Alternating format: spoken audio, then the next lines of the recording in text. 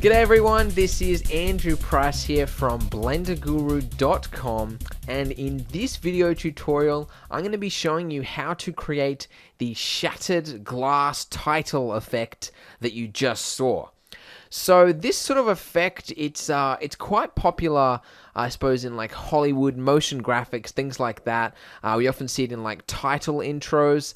So there's many different things that you can do with this effect. I'll just be showing you the methods that I use. You might want to just use this tutorial to just create like a shattered glass window or something like that.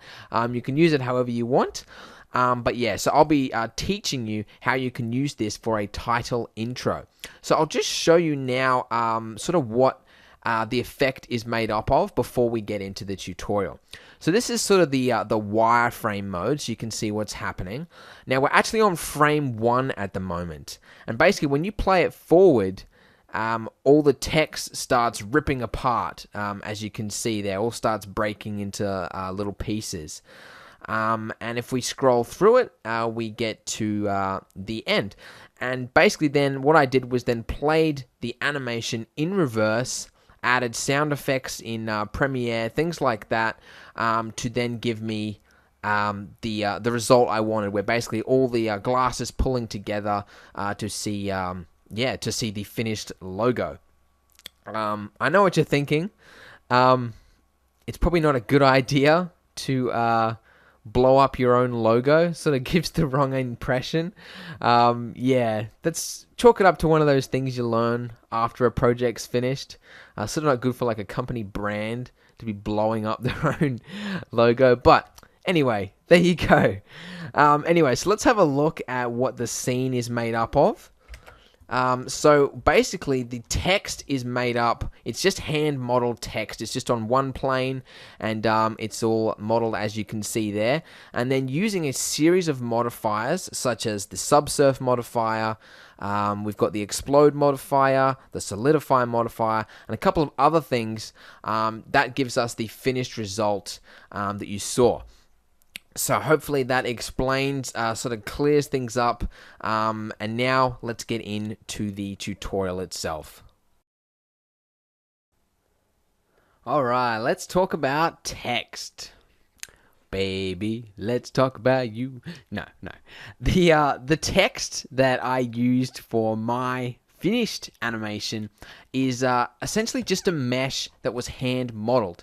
Now I didn't use the type tool, well, primarily because there's no font for my logo, so I had to hand model it, but also hand modeling your text gives you a lot more control over how the glass fragments are going to appear. Because sometimes if you just use the type tool and then convert it to a mesh by pressing Alt-C, then it can give you some sort of weird looking shapes. So I definitely recommend that you hand model it. So if you're creating a logo, you can hand model it just by tracing over a background image, as I have done here.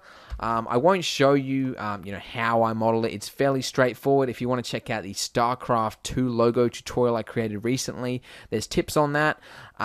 But there you go.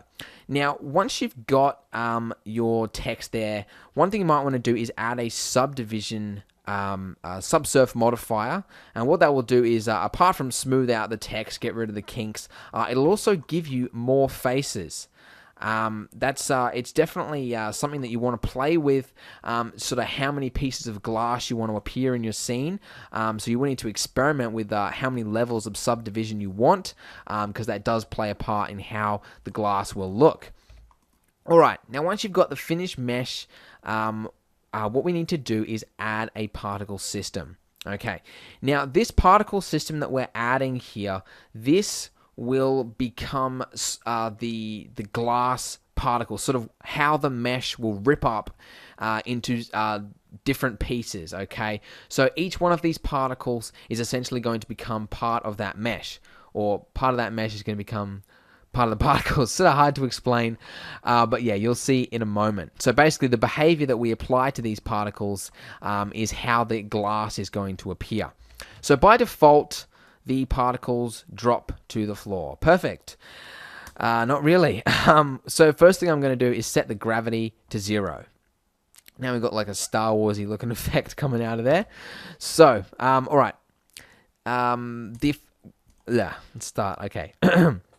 One of the things I'm going to set is the end amount. I'm going to change that to 5. Now, what that will do is basically make all the particles appear in the scene. They all create within the first 5 frames of the animation.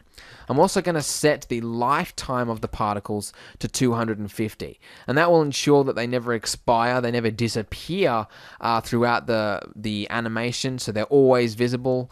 Now, the particle amount, that is something that you will need to play with because that does sort of affect how the glass looks. So you will need to sort of experiment with that amount as well as the subdivision amount, as I said before. But for mine, I'm going to set it to 500. So you can see sort of the size of the mesh. But yeah, I used 500 for my animation. Okay, now the velocity, that normal amount there, that defines how the glass is how fast the particles are shot from the faces there, okay? So by setting this to a low amount of 0.2, they're shot very slowly, and that's the amount that I want. Now, this random amount here, this one's quite important.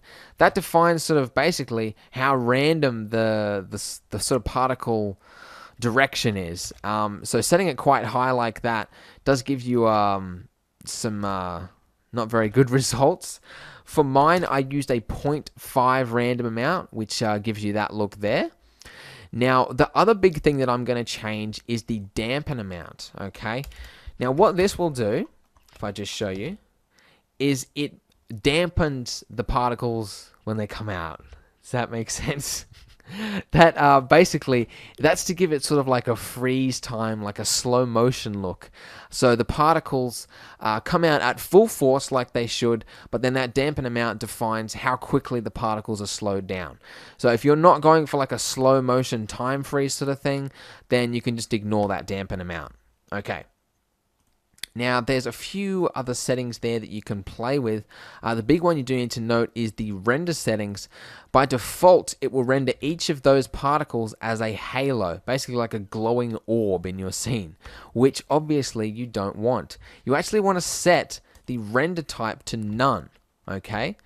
Now, the reason for that is the particles, we don't actually want to see the particles. The mesh is automatically going to be applied to those particles using the next step I'm going to show you. So we don't actually need the particles to appear. All right. Probably best if I just demonstrate this. So once you've got a basic particle system set up, you can then go ahead and add an explode modifier. The explode modifier, as you can see there, rips up the mesh that you've already put there, and each part of those, or sort of one part of the mesh, is assigned to each particle, as you can see there. So it's a really cool feature. I'm not sure what version of Blender that was added in, but fairly recently, and it does give you some rather cool looking results. One feature that I definitely recommend you take advantage of is the split edges. That checkbox there, that gives you sharp edges, okay? So if I just zoom in here on, say, this piece right here, that's without split edges. Hang on. That's without, that's with split edges, and that's without. So basically, it just gives you more triangulated, sharper looking edges. So I definitely recommend that you use that because obviously, it's going to give you more realistic looking glass. Okay. Now, next thing I'm going to note is, although this looks cool, each one of those planes is paper thin, so it looks kind of like a pinata exploding, really. So we want to give some thickness to those, pieces, those fragments. Okay. Now this is a new feature that came out recently. It's called the solidifier modifier, or semi-recently anyway. Basically what that allows you to do is just give you some thickness. And by placing that underneath the explode modifier, it means that each one of those pieces is going to have a thickness applied to it. So you can experiment with what size of the glass you want. I'm going to choose something small like that. Because again, this is glass. It's not like bulletproof glass or anything like that. And if you choose too thick, it can end up looking like, pieces of Lego being fired out. I've seen a few animations that have that problem. So by setting it to a realistic amount, yeah, you can get some, obviously, more realistic looking results. There you go. Now, the other thing you can note is, as you can see, the particles are stationary. It looks like they're sort of just being shot out into space or something like that. They're not spinning. They're not rotating like they should. So if we go now into the particle rotation settings, we've got a few settings here. Now, you can see here, for the initial rotation, we've got that set to velocity. And what that means is that when each of the particles are created, automatically they are rotated. And that is not a result that we want, because obviously they just sort of go from being flat on with the camera to then suddenly, all of a sudden, sideways, which doesn't look very good. So go ahead and set that to none. And straight away you can see you've got a lot better looking results because the particles aren't automatically snapping side on to the camera. The next one you're going to want to change is the random angular velocity amount. So if we just increase that to, I don't know, 2, now all of those particles now just rotate randomly as they should. So that's a cool little feature there. You can play around with these settings to sort of, how fast you want the glass to spin. But yeah, definitely make sure you do have some rotation for your particles. And excuse me while I mute my phone. Okay. All right. So once you've got that, let's play around with how it's emitted. Because one thing that I noticed through creating this animation is that all the fragments, they sort of move very uniformly. There's no sort of randomness. There's not sort of one piece that's sort of fired outwards on like a force or anything like that. And it looks a little bit boring. So what I did was just add a few force fields. So create an empty, and then just go to the force fields thing here, and set the type to force. And then you're going to want to use the, excuse my phone, you're going to want to use the use maximum amount there. So if we just increase that, that'll sort of give it like a bubble as to where this force is going to be applied. And then if we just play this now, you can see that we've now got a little bit more randomness as to where the particles, it sort of looks like you got sort of mini explosions within the text. And that was something I found that just gave it a little bit more of a kick to the final result. So I think I had maybe about, I don't know, 5 or 6, maybe 7 of these or something, just sort of scattered throughout with different values, things like that. But yeah, you do want to experiment with different settings, the different distance amounts there, they all do play a part. But it can give you, as you can see there, a lot better results than that uniform looking result there that wasn't too fantastic. So there you go, you can play around with that. The other thing that I noted, apart from me being thirsty, one second. Excuse me. One thing I noted with the animation was that although it looks cool with this explode modifier, and you've got the fragments there, it doesn't look quite realistic to, real glass. Because real glass shatters into thousands of pieces. I mean, you've got big chunks, but then you've also got really, really tiny, sort of a spray of different sort of different little tiny pieces of glass that you can't really see that well. But they do play a part in the final result of the of how the the glass shattering looks. So what I did is just over here, I created a plane. Now what I'm going to do is just create a few pieces of sort of like how glass might appear.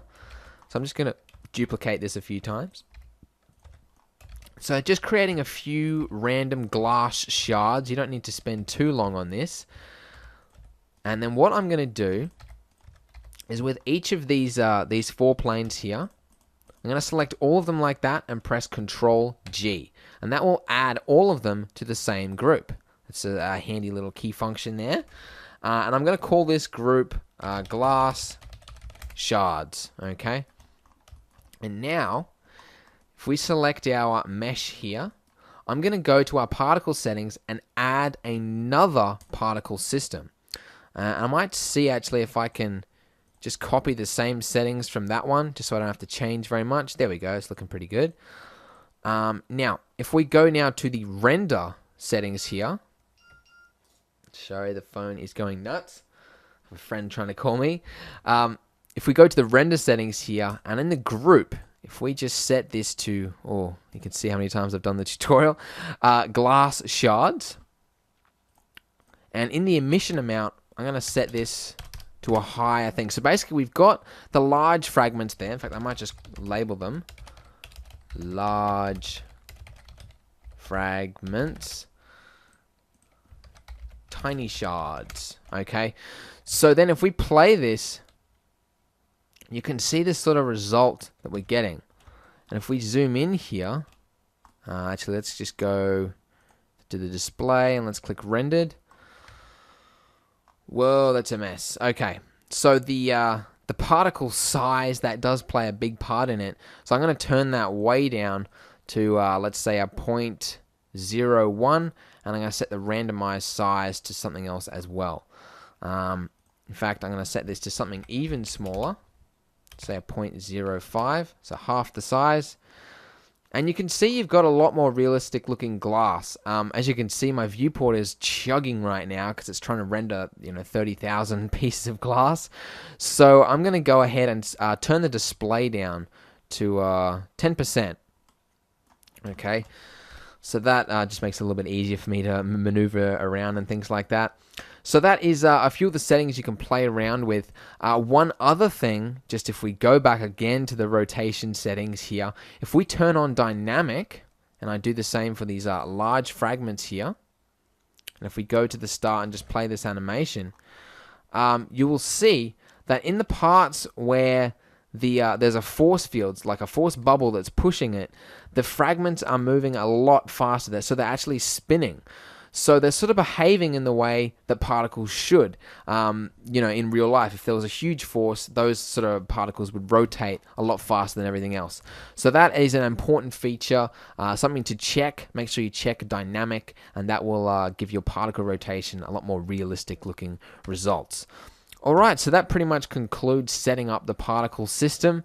Let's move on now to the materials and lighting.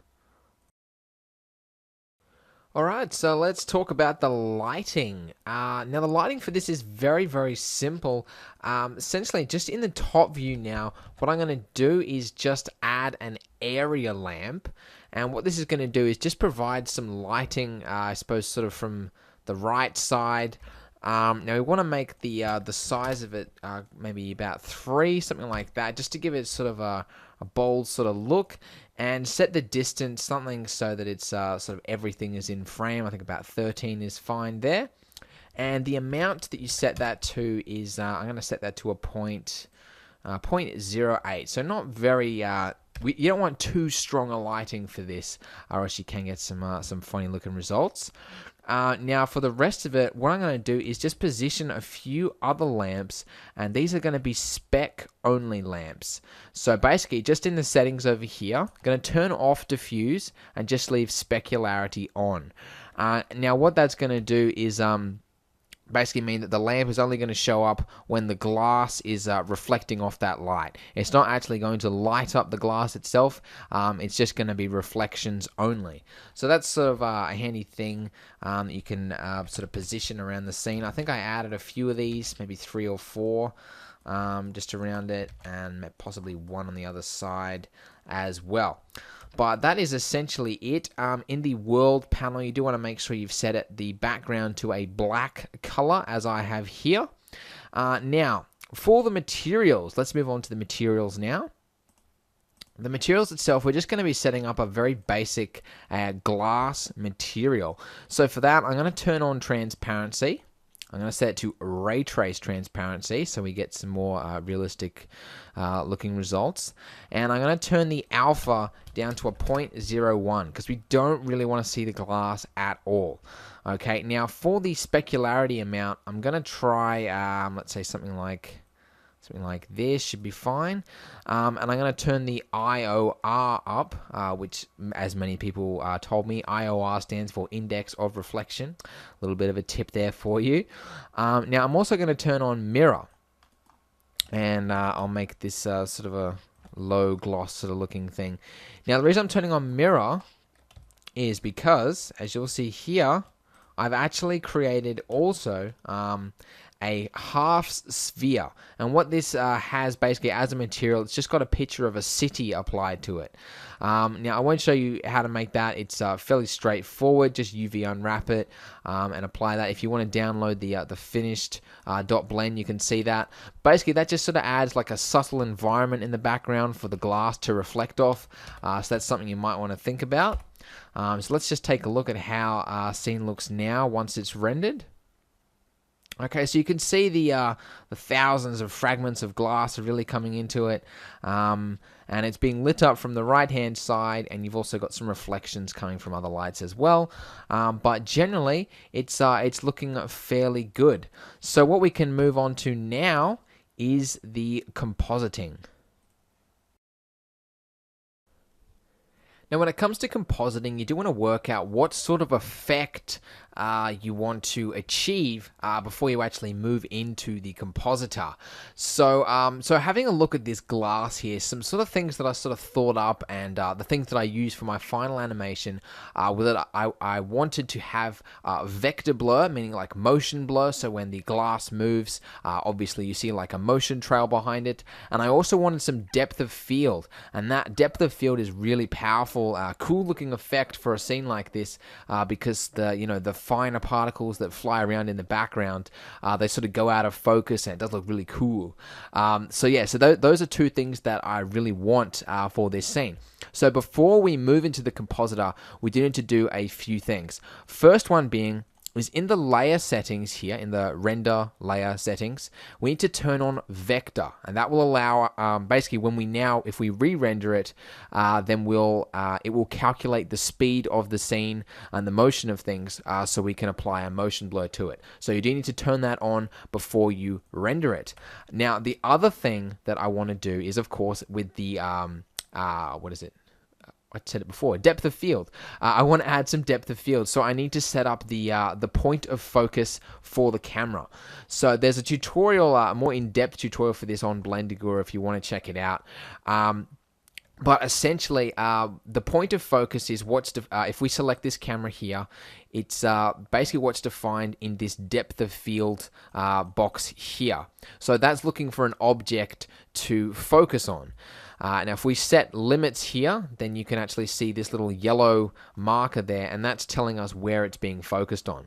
You can also change the focus point by increasing that distance there, but because for my finished animation, the camera's actually moving, I actually need to create an object for the camera to focus on.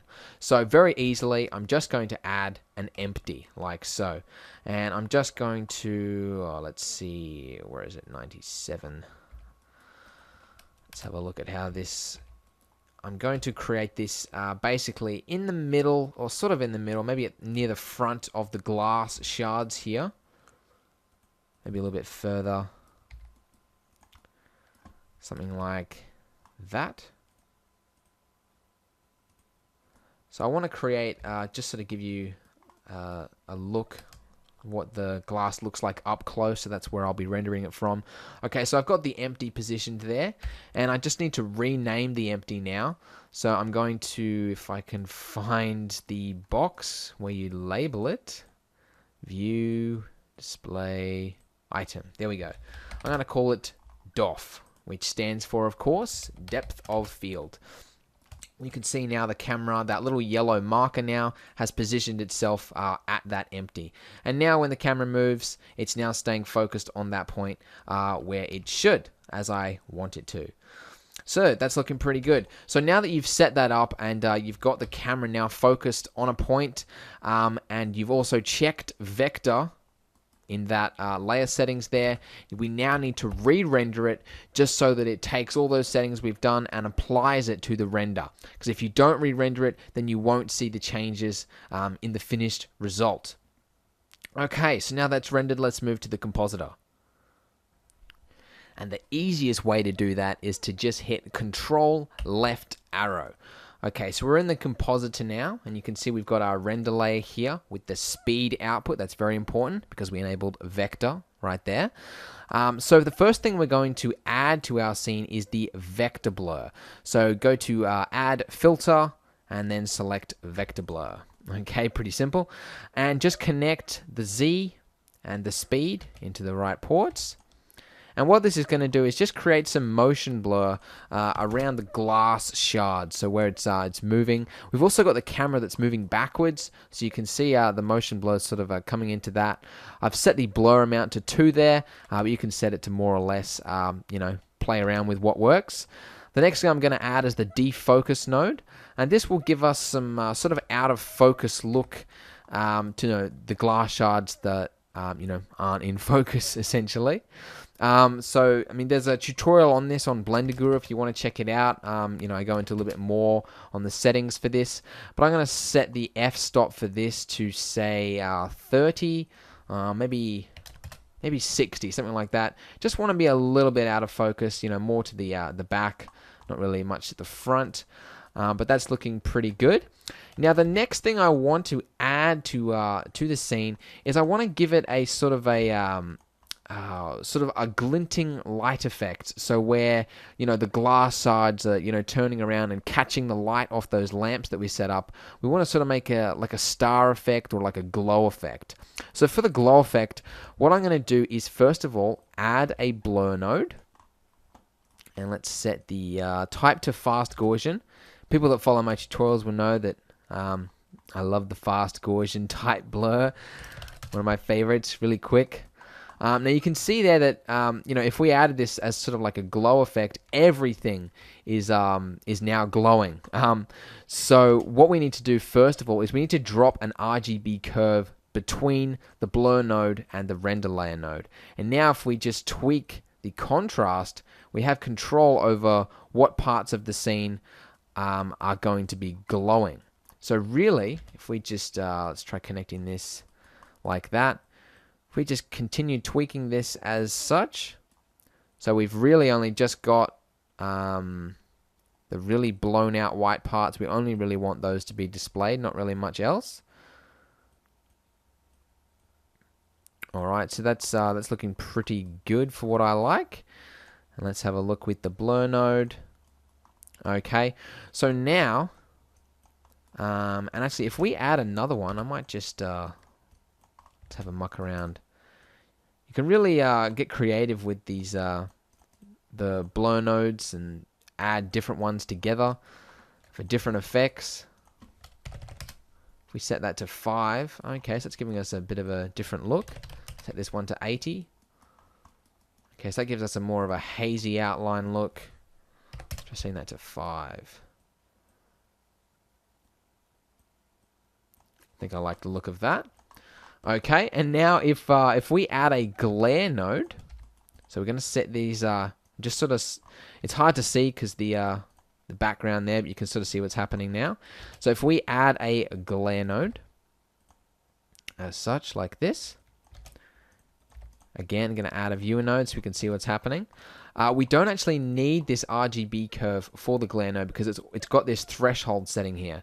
So that means we can automatically tell us which parts of the scene we want glare to be applied to. So at 0, everything is glowing. Now if I just set that to 0.1, and actually if I just increase the mix amount, you can only see the glare. There we go. So we've got sort of like a twinkling star effect. If we increase the streaks to 7, then it gives us more points on the star, I guess. Maybe 6, maybe 5. 5 could look cool. Yeah, maybe 6. Let's try that. Okay, we can increase the length of the star. Maybe the color modular. Give it a little bit of random sort of color look to it. And then if we just add this, so we've got the glow effect there, And now I just want to add that to the glare. So let's add a mix node. Whoa, not two of them. Like so. Output viewer node. Set the type to add. And the fact value to 1. So now we've got that glow there combined with our original glare. So those two as such. Alright, so now if we add this to our defocus node, so now we're combining it with the original scene essentially. Let's have a look at how this looks now. Okay, so there you can sort of see the effect that it's having there. If we increase this this FAC value there, that sort of shows you how much, or multiplies basically the amount of it. So if we set that to 5, then that glow is really coming through. So you can really see the twinkling effects. I might set that to 2. You know, I'm sort of just going, you know, playing it by ear here. You might want to tweak these settings if you've got a long animation. It can be a little bit annoying where it looks okay for one frame and then, you know, a glass shard you swipes across the scene and, you know, the viewer gets lens flare or something like that in their face. So you do need to tweak it a little bit. Now the one final thing, this is a big one, to get that final blue look, I'm going to add a color balance node. And I'm just going to set this middle color wheel value to just like a light blue there. And I'll set this one to something like that. You can turn up these values with white. By the way, as a quick little plug, if you want to learn more about color grading, the wow factor is for sale. Just had to do that. So there you go. So those values there, this metal value here is sort of, you know, applying it to the sort of the gray values, and this one is the highlights, but it's giving it that blue look that we want. So that is essentially, oh, I should turn on performance, post-processing, compositing.